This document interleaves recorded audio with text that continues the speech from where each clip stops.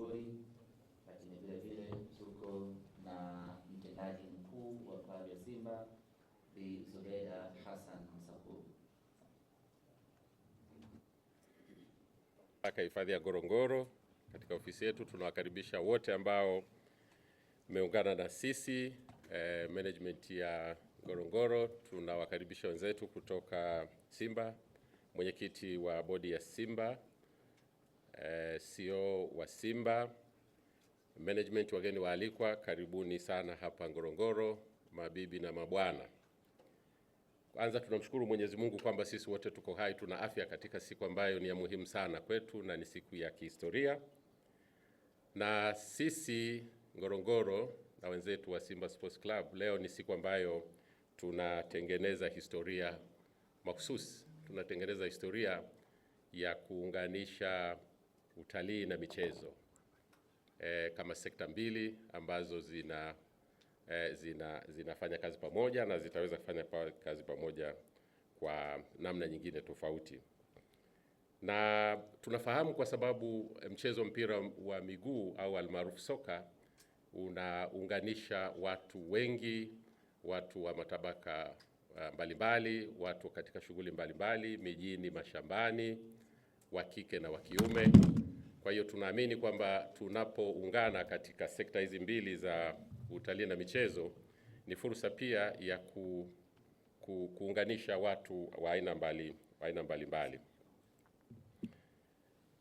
Na sisi kama Ngorongoro, hifadhi ya mamlaka ya Ngorongoro, tunaona fahari kubwa sana. Hifadhi ya mamlaka ya Ngorongoro ni moja kati ya, kwenye sekta ya utalii na uhifadhi, ni moja kati ya chapa mahususi, chapa kubwa, sio tu Tanzania lakini katika dunia na katika Afrika. Kwa hiyo tunapokutana leo, kwa lugha nyingine ni kwamba, na tunafahamu kwamba katika sekta ya soka hasa ya Afrika, Simba ni moja kati ya chapa kubwa katika Afrika. Kwa hiyo leo tunayo furaha kwamba tunakutanisha chapa mbili kubwa katika Afrika na katika dunia kuzungumza au kusherehekea namna tutakavyoweza kufanya kazi pamoja. Na chapa hizi mbili zinapoungana, maana yake ni kwamba sasa sio niseme ipi na ipaisha nyingine, labda Kiswahili chepesi, zinapaishana. Labda kupaishana ndio iko sawa sawa. Tunakutana pale ambapo chapa mbili zinapaishana katika sekta ambazo pia nazo zinapaishana.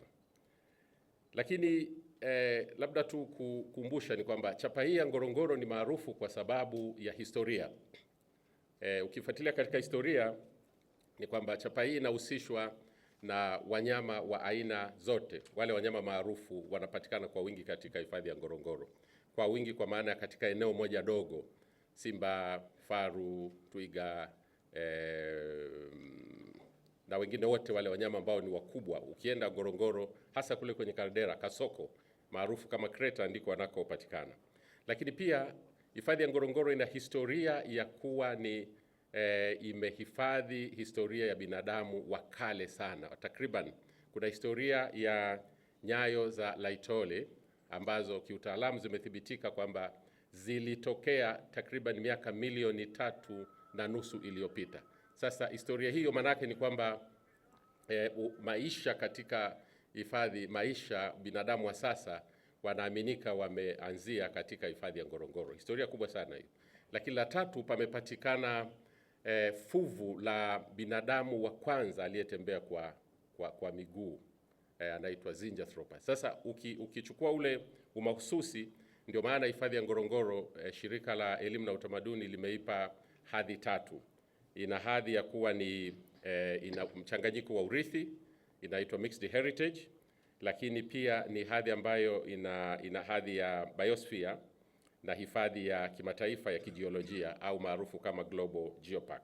Kwa hivyo hizo ni hadhi zinazotolewa na shirika la Umoja wa Kimataifa la Utamaduni, Elimu la UNESCO.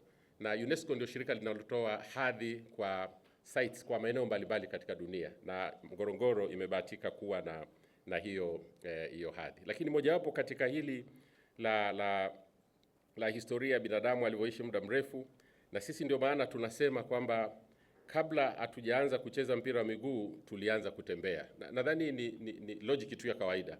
Ikitokea mtu anacheza mpira hajatembea, anaweza kuwa si mchezaji mzuri. Lazima miguu itembee kwanza, ikomae, ikae sawa sawa, ijue namna ya kudribble. Sijui lugha ya mpira, lakini inasemekana watu wanatembea, wana dribble, wana feint, pana maneno, hata sio mtaalamu, hata siyasemi. Lakini unatembea kwanza, alafu baadaye unacheza mpira au unafanya kazi nyingine. Sasa kwa sababu hiyo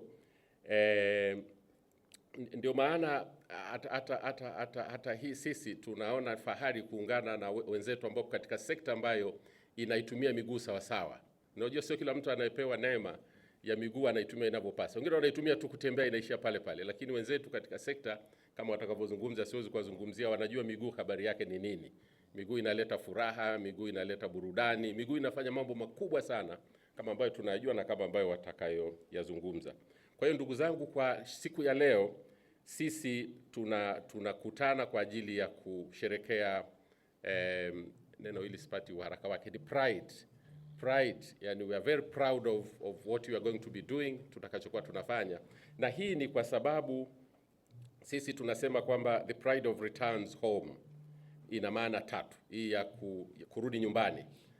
Nitakiwa niseme kwamba ukija Ngorongoro unarudi nyumbani. Kila mtu asili yake ametoka Ngorongoro. Kwa hiyo kila anayerudi nyumbani, anayekuja hapa amerudi nyumbani. Na wale ambao hawajaja watarudi nyumbani wenyewe physically. Wasiporudi watarudishwa na burudani inayofanywa na miguu kupitia kwa watu wanaocheza mpira kama watu wa Simba na wengine. Yaani wanapoona miguu inacheza mpira inaoburudisha, wajua wamerudishwa nyumbani. Wakumbuke kwamba hiyo miguu, hizo nyayo zimeanzia Ngorongoro katika eneo linaloitwa pana nyayo za Laitoli. Siku nyingine mtaizungumza. Lakini tunasema return, hii fahari ni kwa sababu kadhaa. Moja ni kwamba pride ni familia ya Simba. Yaani kwamba na Ngorongoro ni nyumbani kwa moja ya idadi kubwa ya Simba. Wako Simba wengi. Kwa hiyo ni sifa ya kwanza. Sifa ya pili ni kwamba sasa sijui ilitokea vipi, Simba wanapatikana Ngorongoro na wenzetu wa klabu ya Simba nao wanaitwa jina la Simba. Kwa hiyo inawezekana imeitwa vile kwa sababu Simba inawakilisha nguvu na ufahari na vitu vyote vyenye nguvu. Kule porini mnasikia tunamsema sana Simba. Si mkubwa kwa umbo kuliko wote, lakini ndio maarufu na kwa ajili ya kutawala maeneo katika uhifadhi. Wenzetu wa uhifadhi watakwambia kwamba Simba ni mnyama ambaye ana nguvu zaidi. Kwa hiyo sisi tunaamini kwamba wenzetu wa klabu ya Simba wamerudi nyumbani walikokuwa Simba wenyewe, na wao wanatumia jina la Simba. Lakini ni kwa sababu pia Ngorongoro inatambulika kimataifa.